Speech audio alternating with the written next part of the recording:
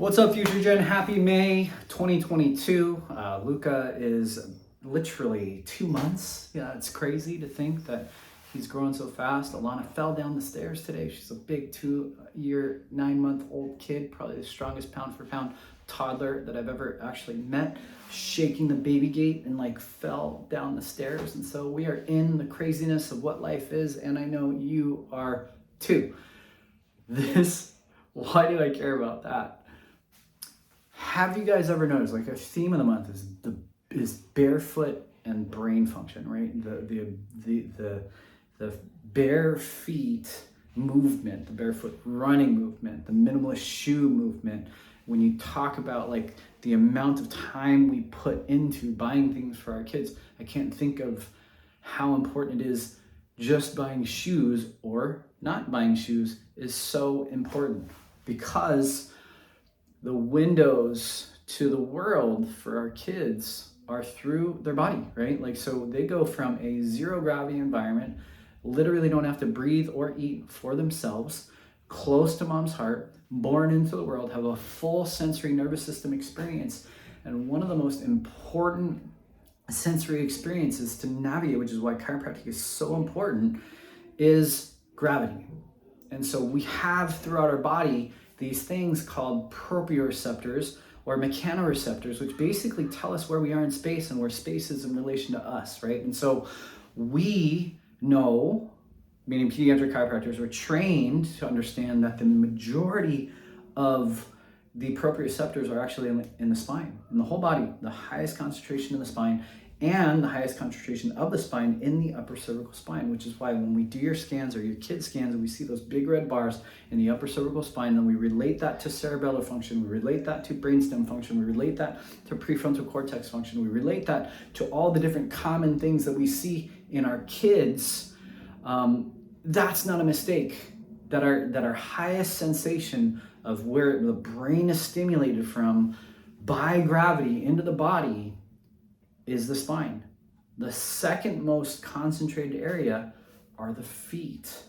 And so if you remember some of our infant exams, sometimes we touch that web of the foot and you see the baby's foot web over like that. Sometimes we do that with older kids. Sometimes we do that with you adults, because we never lose what we call that somatotopic map of our feet, meaning every part of our feet. If you've ever been to a reflexologist, people think acupressure and reflexology is kind of a hoax or a scam. It's not. There's an entire map of the body in the foot.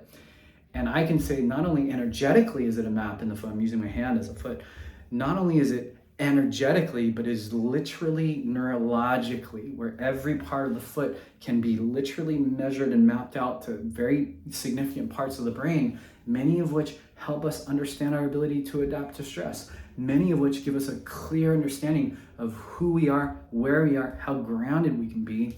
That's one aspect of things, right? The whole body awareness, the whole mechanoreceptive, the whole proprioceptive, the whole ability to understand our sixth sense of knowing where our body is in space versus where the earth and the environment is in relationship to our body. That's hugely important for feet. The whole other side is grounding, the ability to connect directly with the earth, the ability to exchange ions and exchange free electrons, the limitless source of energy from the earth is literally transmitted through your feet into your system. And so when we say ground, when we say be barefoot on the sand with your feet in the water, the exchange of energy that happens that creates a self-healing vortex in the body, in the system, is far greater than we could ever imagine.